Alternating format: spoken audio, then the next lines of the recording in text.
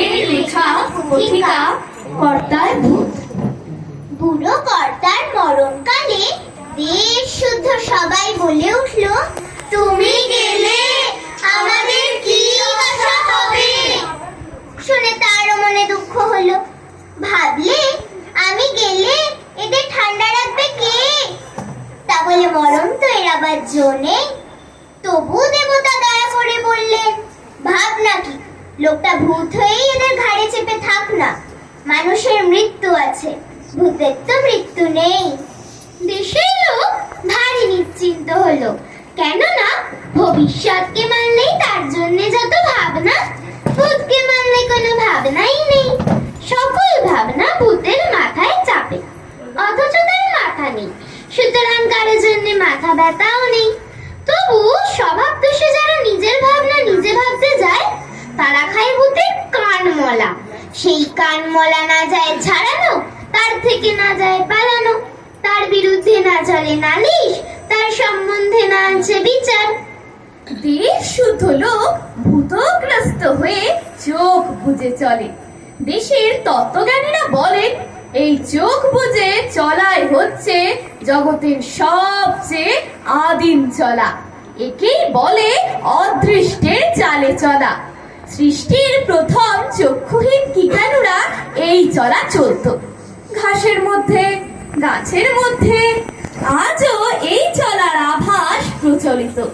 শুধু ভূতগ্রস্ত দেশ আপন আদির আভিজাত্য অনুভব করে, তাতে অত্যন্ত আনন্দ পায়।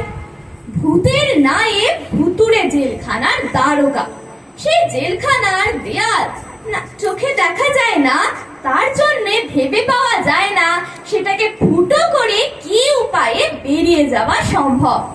এই জেলখানায় যে ঘানি নিরন্তর ঘোরাতে হয়, তার থেকে এক ছটা তেলও বেরোয় না যা হাঁটি বিকোতে পারে। বেরোবার মধ্যে বেরিয়ে যায় মানুষের তেজ। সেই তেজ বেরিয়ে গেলে মানুষ ঠান্ডা হয়ে যায়। তাতে করে ভূতের রাজত্বে আর কিছুই না থাক।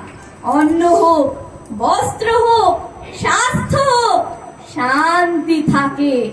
কত যে শান্তি, তার একটা দৃষ্টান্ত এই যে অন্য সব দেশে ভূতের বাড়াবাড়ি হলেই মানুষ অস্থির হয়ে ওঝার খোঁজ করে। এখানে সে চিন্তাই নেই, কেননা ওঝাকে আগে ভাগে ভূতে পেয়ে বসেছে। এইভাবে দিন চলতো। ভূত শাসন তন্ত্র নিয়ে কারো মনে দ্বিধা জাগতো না।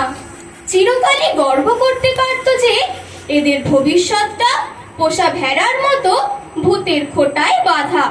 সে ভবিষ্যৎ ভ্যাও করে না, মেয়াও করে না, চুপ করে পড়ে থাকে মাটিতে, যেন একেবারে চিরকালের মতো মাটি। কেবল অতি সামান্য একটা কারণে একটু মুশকিল বাঁধলো। সেটা হচ্ছে এই যে পৃথিবীর অন্য দেশগুলোকে ভূতে পায়নি, তাই অন্য সব দেশে যত ঘানি ঘোরে তার থেকে তেল বেরোয় তাদের ভবিষ্যতের রথচক্রটাকে সচল করে রাখবার জন্য, বুকের রক্ত পিষে ভূতের খড়পড়ে ঢেলে দেবার জন্যে নয়। কাজেই মানুষ সেখানে একেবারে জড়িয়ে যায়নি, তারা ভয়ঙ্কর সজাগ আছে।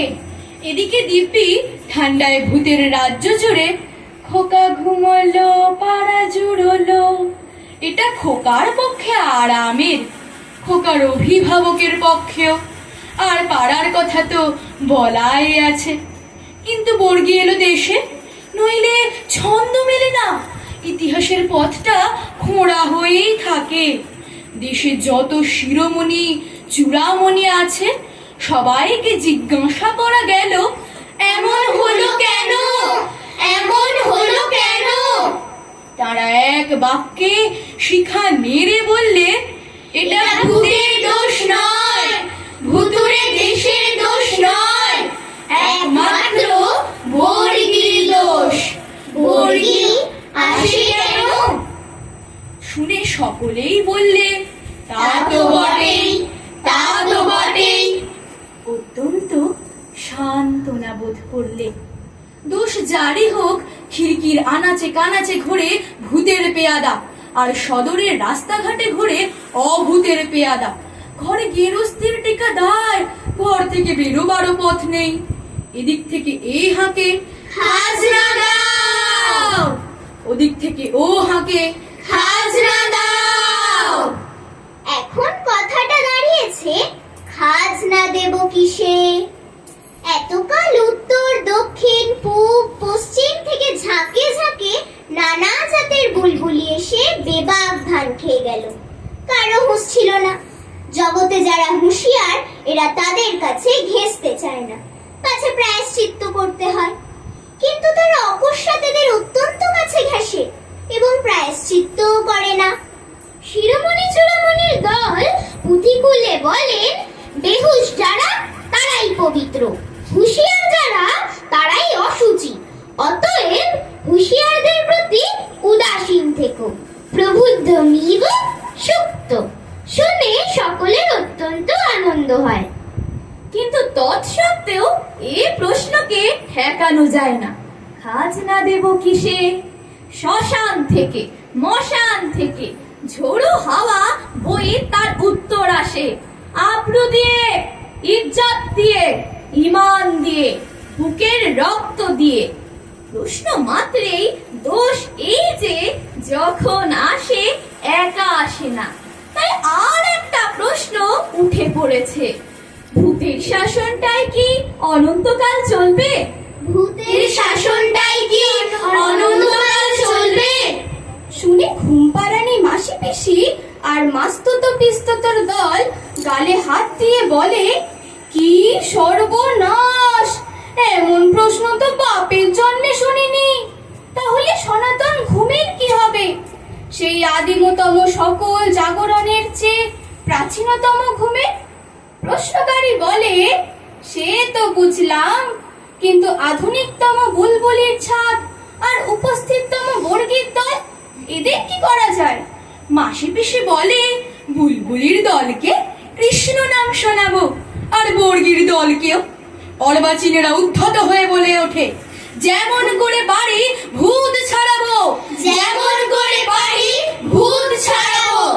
ভূতের নায়েব চোখ পাকিয়ে বলে, চুপ চুপ, এখনো ঘানি অচল হয়নি। শুনে দেশের খোকা নিস্তব্ধ হয়, তারপর পাশ ফিরে শোয়। মোদ্দা কথাটা হচ্ছে, বুড়ো কর্তা বেঁচেও নেই, মরেও নেই, ভূত হয়ে আছে। দেশটাকে সে নাড়েও না, অথচ ছাড়েও না। দেশের মধ্যে দু একটা মানুষ যারা দিনের বেলায় নায়েবের ভয় কথা কয় না, তারা গভীর রাত্রে হাত জোড় করে বলে, কর্তা, কর্তা, এখনো কি ছাড়বার সময় হয়নি? কর্তা বলেন, ওরে অবোধ, আমার ধরাও নেই, ছাড়াও নেই, তোরা ছাড়লে আমার ছাড়া। তারা বলে, ভয় করেছে কর্তা, ভয় করেছে কর্তা। কর্তা বলেন, সেখানেই তো ভূত, সেখানেই তো ভূত।